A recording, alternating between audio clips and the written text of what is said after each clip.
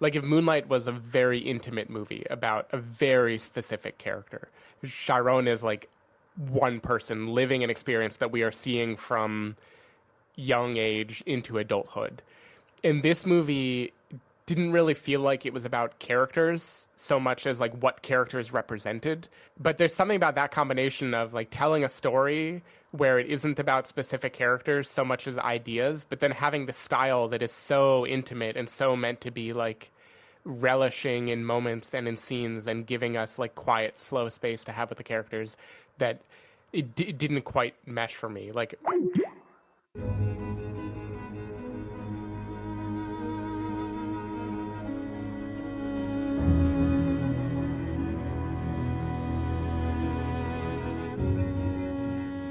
hello, everybody, and welcome to the Spoiler Warning Podcast. This is review number 522 with a review of If Beale Street Could Talk. I'm Christopher Schnese. and I'm Stephen Miller. And if you're joining us for the first time, the Spoiler Warning Podcast is a weekly film review program. Each week in the show, we're going to dive in, debate, discuss, and argue over the latest film releases coming to a theater near you.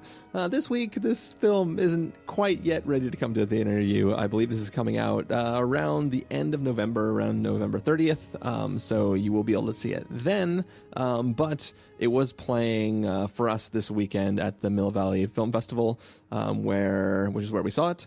We saw it on closing night, and it was a film festival. Film festivals, especially closing night ones, often have a Q&A with them.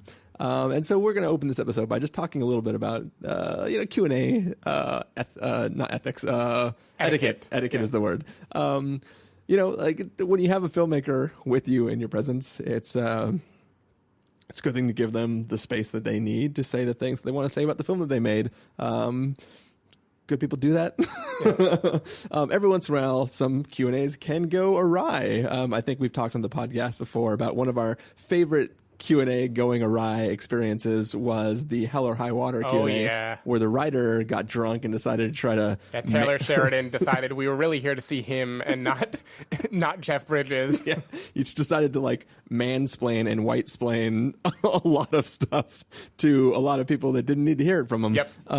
And watching the entire cast be drunk and sort of interact with each other was almost worth getting over the awkwardness to it. It became a fun Q&A, but not in a good way. It was like a fun just to see this devolve into madness. And for the most part, this Q&A was great. Barry Jenkins is amazing. He handled the crowd amazingly. Like I'm going to say this A was great and the Q's were terrible. Yeah, but I mean, he had a masterful grasp of like wrangling everything together. But there was one moment where nobody could wrangle what was going on.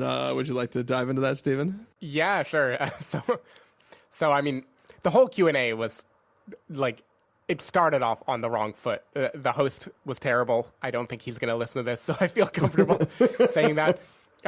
He was an old white man, as many people here in the Bay Area are, particularly up in like Mill Valley area.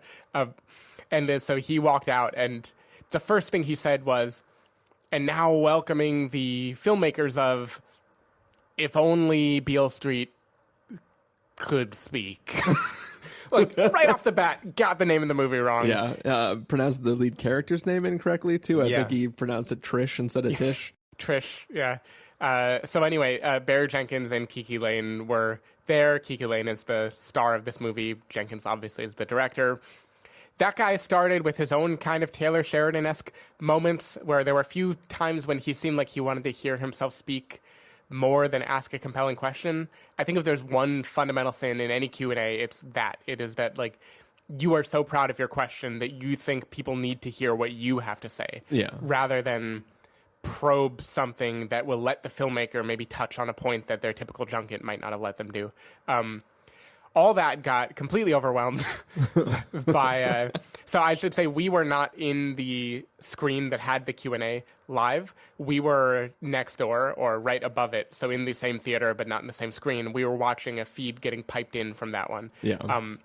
Which is important to this next part because a guy walked on stage, an older gentleman, and basically said, like, I got a few things I want to say. He said, I'm going to let you finish. Yeah. I'm going to let you finish, Barry Jenkins, and proceeded to go on a 5-minute story. It may have been longer than 5 minutes. It may have been longer. It was a long time.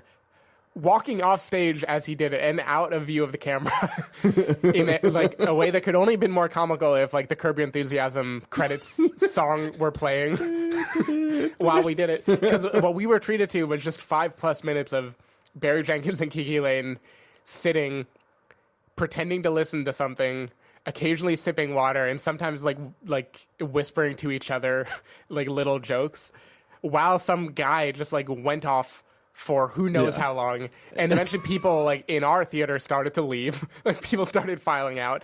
And some of the PAs were like, we're getting security. Something weird is happening down there. And I loved it. Yeah. For me, the best moment was after we're all upstairs all just uncomfortably laughing and looking across. Our group got split up because it was such a filled theater, and it was a small theater, at least the upstairs portion was. So we're just kind of like leaning forward and looking across to the other side of the theater, like to make eye contact, like, are you getting this? But my favorite moment is like the guy's already been talking for about 5 minutes, and then out of nowhere, I can't make out anything he's saying because they haven't mic'd the audience, and suddenly I just hear, and then in 1974, and I'm just like, oh Jesus, this is gonna be going for a lot longer.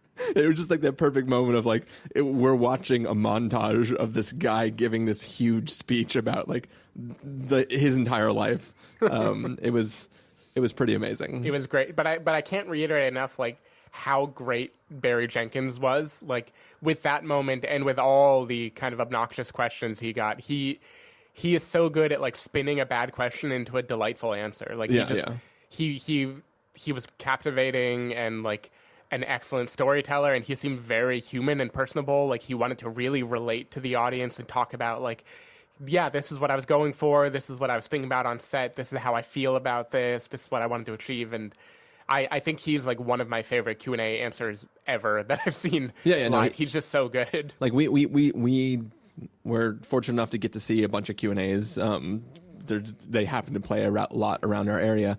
And oftentimes it's either a filmmaker or somebody associated with the production that like they're just kind of doing the rounds. They don't really care about being there and like making the conversation good. They're kind of just like, ask me questions and I'll answer them. And I think that this was like just a really engaging Q&A, and it added a lot to the experience of getting to see the film in a way that I was deeply appreciative. Which I think is ideally what they do is the filmmaker or people in the film get to speak on it enough that like it builds some understanding or appreciation of what they were going for. Yeah. Cool. So should we get into our review, Stephen? Let's do it. All right, we're going to take a listen to the trailer for If Beale Street Could Talk, and then we're going to come back and give you a review. You ready for this? I've never been more ready for anything in my whole life.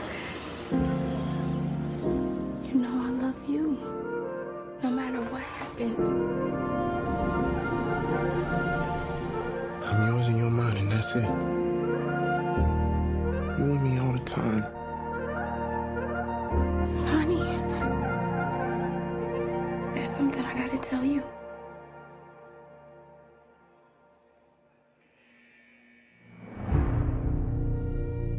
We are drinking to new life. Tish gonna have Fonny's baby. I hope it's a boy. Come on over here, daughter. You're a good girl, and I'm proud of you. Don't you ever forget it. And who's gonna be responsible for this baby? The father and the mother. When I hold you in my arms, I gotta hold our baby in my arms. We'll find a way. That child was born of sin. That child, it's your grandchild. What difference does it make how it gets here? Unbow your head, sister. We've known Fonny all his life. He's about to pay for something he didn't do. These are our children, and we gotta set them free. Remember, love is what brought you here. And if you trusted love this far, don't panic now. Trust it all the way. remember. Be home soon.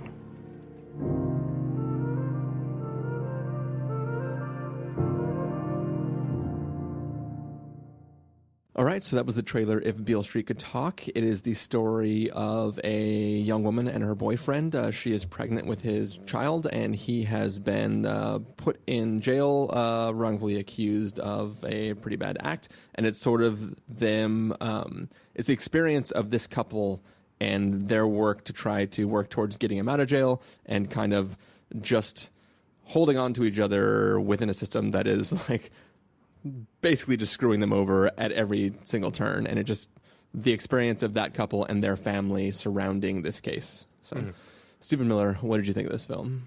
I liked this movie. I did not love this movie. And with context, I loved Moonlight. I also loved Medicine for Melancholy, Barry Jenkins' film before this. He is a phenomenal filmmaker. I think he puts his craft to use in very good ways in this movie. I think a lot is on the screen to love and to enjoy. I think the style, again, is beautiful. Like in Moonlight, it has this very tender feeling. It's a very like colorful movie. Like the yellows and blues kind of just hit you in a very beautiful way. It's a very musical movie. There's like lovely soundtrack that is like following you the whole time, and the whole thing is it is a love letter to James Baldwin, and I can feel that here.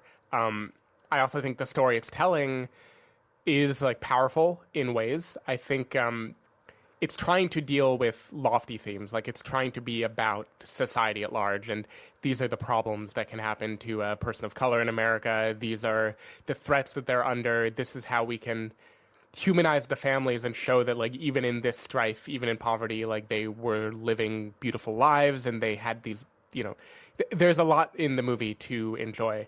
But there's something about, like if Moonlight was a very intimate movie about a very specific character, one that like maybe generalizes, but I don't know that like Chiron is like one person living an experience that we are seeing from young age into adulthood.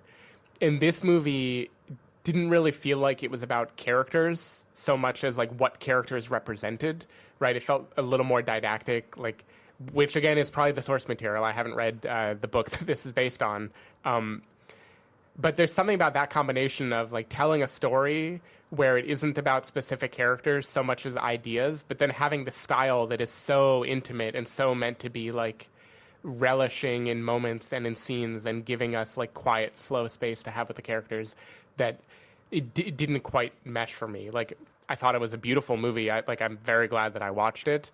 I would be interested in reading the book too. Like it's all good stuff, but something just didn't quite click for me in the way that it did with his past work. So that left me kind of curious. And I think the Q&A answered a lot of things because he talked about how much he wanted to give truth to James Baldwin's words and make sure that he was like not doing a disservice to the book, that he was putting the dialogue directly in the screen.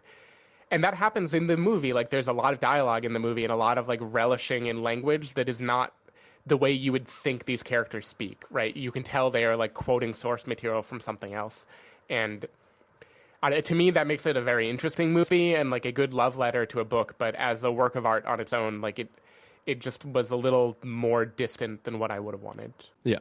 No, I 100% understand that feeling. I mean, this film it's a beautiful film, is phenomenally acted. Like the performances across the board, like 100% all the way, are fantastic. The film really draws you in.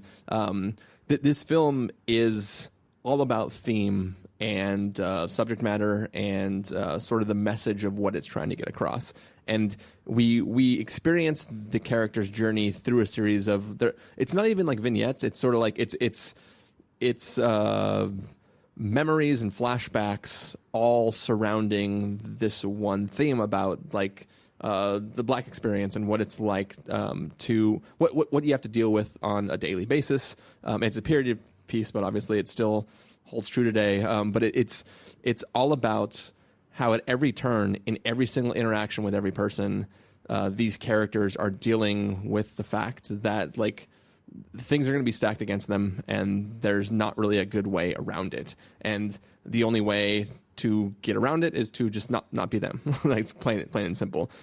You are only introduced to new characters that push that message forward and have an experience that they can share that is equal to what the main character is going through. Like there's a random encounter with an old friend on the street, and he's like, I just got out of jail and this is what I did. I had to plea out to this thing because it was better than beating this other charge. And it's a series of vignettes that just show the feeling of living in society that doesn't care about you and is trying to like prevent you from just living your life and being happy, right? Yeah. And I think that we don't spend enough time outside of those experiences to get to know the characters. And it's sort of like everyone is sort of just a metaphor for the experience rather than a fully fleshed out character, which is fine. Like this film is executing what it's trying to do perfectly. Like like you never get a free moment where you're not filled with that dread or the like upset about like what's happening to these characters and how the system is like preventing them from just going on and doing something, right? Like it's a series of situations that you never feel good about, right? And when there's memories of like, oh, like I remember the night the baby was conceived, you get like 4 seconds to exist in that universe, and then you're back to the reality of sitting on the other side of this glass. And it's just, I appreciate what the film is doing, and I love the Q&A, like just being able to get more input to all the choices that, as you said, that were being made about the film. But yeah, there was a little bit of like, I wanted more about the case and what's going on, and like more about the efforts of what the characters are trying to do to get out. And there's things that this film isn't concerned with because it just wants you to feel the experience rather than fill in the details of the backstory of these characters. It's just live in the moment and experience these individual moments that all mean what this film is saying. Yeah. And you're never outside of that ever. And that's kind of, it makes a bunch of contradictions that are really interesting because like you could say this is a like slice of life, but it's not really. It's like slice of theme. Like the specific lives are not the point. And I can say that while also saying the acting is phenomenal in this movie. Yeah. Characters, particularly the lead, KiKi Layne, is great as her character of Tish. They talk in the QA about all of these moments where characters are made to look directly in the camera and just give like heartfelt monologues where they're acting opposite of no one. And like you feel a lot of that power. I feel like Black Klansman also had scenes like that too, where you just see people like giving everything directly to a camera.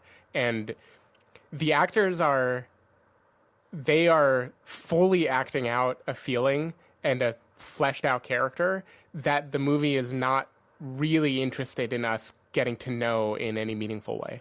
And that's true even for Tish, I think, she's the main character in the film. We are with her a lot in the movie, but we're only with her in the confines of this arc that she's going on. And I think the movie very purposely is not making us see cracks in her facade, right? It's not trying to let us see like her opening up to other people about how difficult this is. This is about her picking herself up by her bootstraps and surviving this experience. And for everyone, this is just kind of, I don't know the right way to say it. It's like you mentioned the case, and I feel like naturally the movie would not give us details into the case because I feel like the case is a foregone conclusion in the movie. Yeah. The case is the thing that we know won't end well, and it almost doesn't matter what the details are because the system is going to be rigged anyway. And I think it's kind of an impossible movie to do perfectly without having some contradictions because, like, my understanding of James Baldwin, which is not as a novelist but as an essayist, like The Fire Next Time and Notes of a Native Son are the works that I remember, is he's very interested in the broad themes. He was interested in social issues and challenging white America and saying, like, this is what life is like. This is how it's difficult. This is how this system is rigged. What are we going to do about it? And from that vantage point, like, you don't want to tell a story that's just personal or like getting in the weeds of like this moment of this character. Like, you want it to generalize and be more didactic like that. Yeah. But then I feel like the movie is at its most beautiful when Barry Jenkins lets himself do that, when it's like a flight of fancy where he's pivoting around a half-finished wooden sculpture while like music is blaring, and the light in this movie is just beautiful in so many very dreamlike scenes where people are walking in slow motion. Or the film opens with the two main characters, Fonny and Tish, turning to each other and saying like, "Are you ready?" "Yes." And we have no idea what that means in that moment when it first happens. We don't know anything, and it doesn't matter what it means there. It's supposed to be we're floating in their relationship in that moment. And this is all just about the arc of a relationship and the way it gets strained by social pressure. And that's like really interesting and powerful, and I think it could reach a lot of people. And it's just not the thing I love most about the filmmaking style. Yeah. I almost feel like for a thing that is meant to generalize, I maybe would want a little more of that like heavier handed drama to go with it, to just like really, really push the themes forward. And Barry Jenkins doesn't do that. His is more like jazz, right? It's like basking in the moment. And it's just an interesting combination, basking in a thing that is also like a powerful message it's trying to push forward. It's like two speeds at one time that he's trying to maintain. Yeah. Yeah, and we like all those scenes that you think would be the scene that you would get that would be the heightened emotion, like him being arrested, or like those scenes, like they're non-existent in the film. Mm-hmm. Like those all happen off camera, and it's just these little moments of understanding. But I think that this is my interpretation of things, but like I think that Tish like represents this like naivete of what the world is, and like she has this idealized experience of like, if we just love each other, that is enough to overcome all of this. I'm going to get you out. We'll find a way. We'll, get whatever we need to go to the place and find the girl. Like it's like she just has this view of the world that everything is going to be okay. And like everyone around her knows through lived experiences that it's not going to be okay. Mm-hmm. And I think that there's an interesting thing happening there where it's like literally every single character in the film is just there to let you know that it's not okay and it's never okay. And this one character is like, no, but I'm trying to be okay, and I see myself as being okay, and we'll make it be okay. But it's her idealism fighting against sort of the truth of reality. So, like all these things work really well. But it is the thing where it's like the story isn't there. It's just the emotions of that story that you would see play over a longer period of time. You're seeing just these little tiny pieces and following the thing. And it's like the film is concerned with the themes more than it is with filling in all these characters in a way that makes me want more from what's going on. Right. Like the way I was trying to describe this before when someone asked me is this felt like if you only had the third act of Moonlight and you didn't watch the lead character grow up, you didn't see what he was going through, you didn't see like that glimmer of the child that he used to be in him now, you just see these like gorgeous slow conversations as people start to unpack their lives. And instead of getting all that previous stuff, if there had just been like like text on the screen saying this is how he was brought up, this is what happened, and scene, now let's cut to it. And like that gives it a almost waking life quality to me, where it feels like it's a movie that just wants to float in and out of different conversations that are expounding on the theme, which is like, again, like lovely and slow in a beautiful way. But I don't know. I don't know exactly. In service to those themes, I feel like it like could have used an extra push to make them stand out more. And what's interesting is I think if the movie wanted to, it certainly could have done the slice of life thing. I think one early scene where Tish is telling her parents, her family for the first time about her pregnancy, feels like it could tumble into a completely different kind of movie. Where we're seeing like the warmth of her family and like the father's joy when he realizes what is happening, and like they're getting little digs at her, and this might not be exactly what they wanted, but they have love there and they are excited to like make their little home grow a bit and have one more person in it. And then we contrast that to Fonny's family when they come over, and all of a sudden they are reflective of broad themes, right? His mother is the like holy rolling hyper religious person who gives an extreme monologue that is very heightened and very play-like. It is not at all like this is an intimate moment between characters. And like she literally curses her. yeah, she does. And from there on, I feel like the movie is much more interested in like we are going to live in this heightened world where characters symbolize like what they're meant to generalize about society much more than they're meant to be like a lived-in person. Yeah.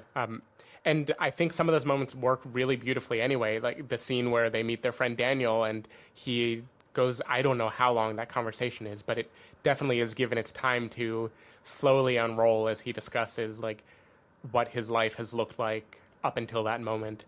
And that isn't in service to some arc, that isn't going to like be relevant later to some other plot point. It's just meant to live in that space. I mean, it's relevant to the like he went through a similar thing essentially. So it's right. Still on brand. It's thematically relevant. Yeah. It but just isn't in furtherance of a plot in a way that's gonna. Yeah.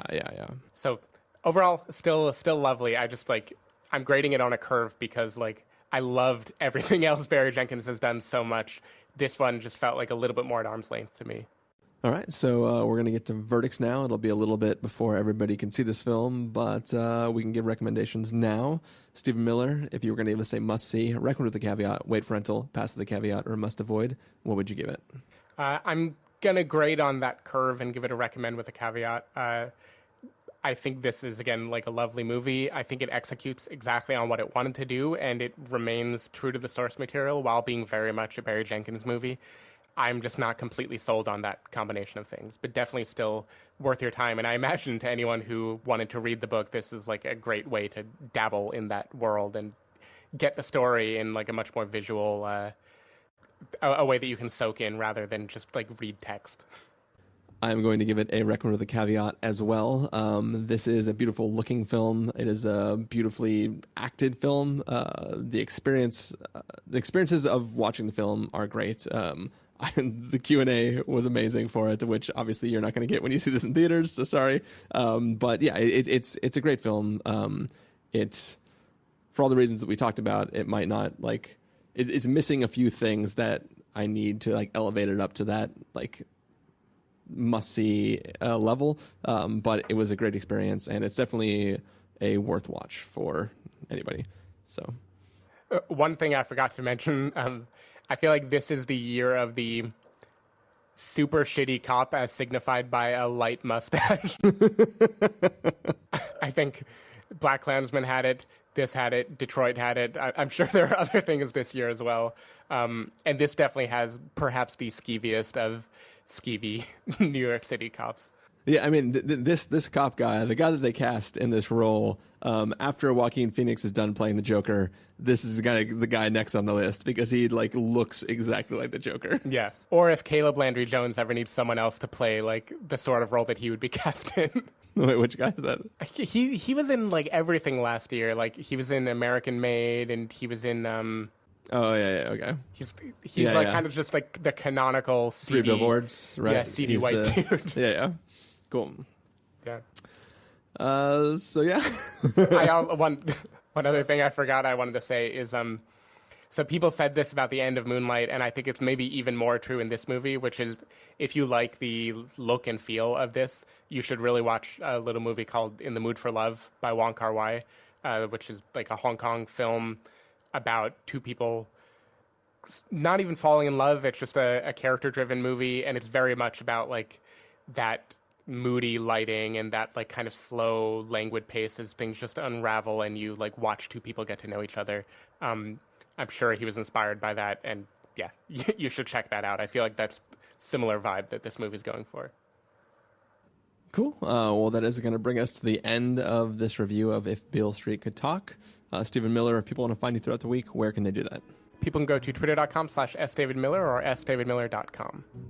People can find me at ChristopherInRealLife.com or Twitter.com/ChristopherIRL. You can find the podcast over at thespoilerwarning.com where you can get a bunch of the back episodes of the show. If you'd like to subscribe to the show, you can do that in Overcast, Stitcher, Apple Podcasts, or wherever podcasts are found. If you want to know when the episodes go live, you can follow us at Twitter.com/SpoilerWarning or like us at Facebook.com/TheSpoilerWarning. If you want to get a hold of us directly, you can send an email to fans@thespoilerwarning.com, or you can use the contact form on our site. And yeah, that is all we got for this week. But we will be back next week with a review of mid-90s and something else probably that's coming out the weekend too. Yeah, we will see you soon. Bye. Bye.